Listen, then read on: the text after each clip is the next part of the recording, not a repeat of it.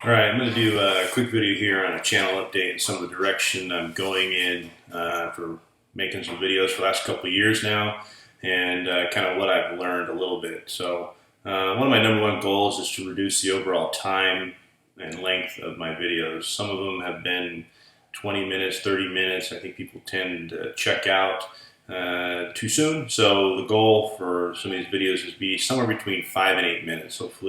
Hopefully that'll be an amount of time that'll give me the ability to track the trail and everything I want to cover and provide enough information for the viewers. So on the topic of the viewers, I also kind of looked at what this channel is for. This particular channel and the videos that I'm making are specific to Summits on the Air, SOTA. And with that, every one of these videos, I drop a link into the Summits on the Air peak that I actually hiked that particular video was made for, and that's a trail condition report for the potential activators to get an idea of what they're getting into and some just notes to self for them. Just kind of take the edge off for them, just try to be a resource. With that, there's a couple things that I definitely want to cover in each one of these videos, and I'm going to put it just to 5 different things. And the number one thing that I think I'm going to start with is just everything to do with the vehicles, the access, the route, parking, 4-wheel drive, 2-wheel drive, anything that has to do with getting to the trailhead. I think that's an important part. The last peak that I did at Talkweets, there was some reports that I read on going on the Southridge Trail, for example, that said 2-wheel drive was kind of sketchy, 4-wheel drive. I got up there and there was a parking lot full of 2-wheel drive cars, and I was able to show that in the video so that it can be done. Now, trail conditions do change over time. Good rain come through could change that. But the idea is just kind of provide that kind of information to help the viewer out for whatever equipment they may have. The second thing that I think is probably going to be the bulk of what the video content is, because it's the most desirable thing to look at, in my opinion, is the trail conditions. From the trailhead to the summit, the different vistas, the views, anything that happens along the way, the access, whether you need a wilderness permit or no permit or anything along those lines. I want to put that in there just so you have an idea of what that summit looks like. I don't intend to record every step of the way. I hope to kind of switch it up just a little bit and make it at least interesting for you. But if the views and some of the things are in there captivate you enough that you want to go, then that's good.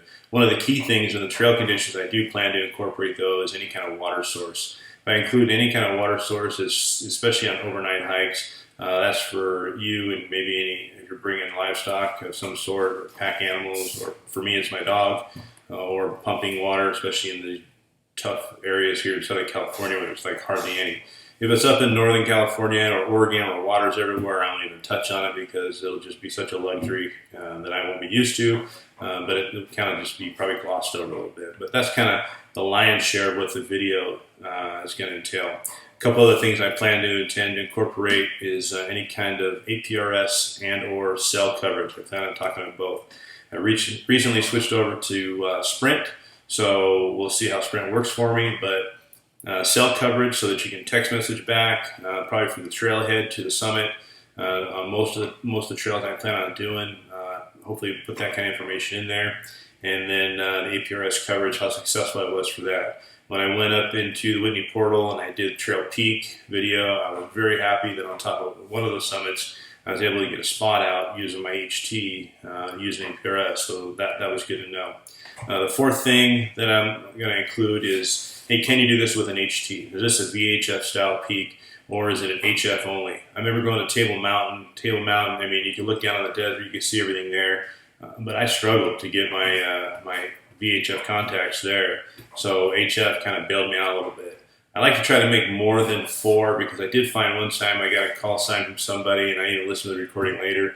I went to look it up, and it was a bogus call sign. So I don't want a bogus call sign eliminating my ability to make the 4 contacts. So I like, unless I know who the people are, 4 good contacts, and I'm okay with 4 if I have to move for whatever reason. But my goal is to get at least 8 to 10 if I can. Time permits. I've been doing somewhere I hop from peak to peak to peak, and it's all about moving on. But I plan on slowing down a little bit on that. I want to kind of spend some more time on each summit and and provide some of the chasers and other places opportunities via HF. So I think that's definitely one of my goals is how do the VHF and HF work together.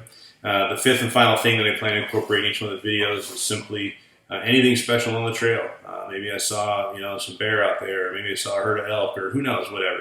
Just some really cool things, or the rangers checking permits, or hey, my car got broken into, whatever it is, anything unique that kind of makes it stand out.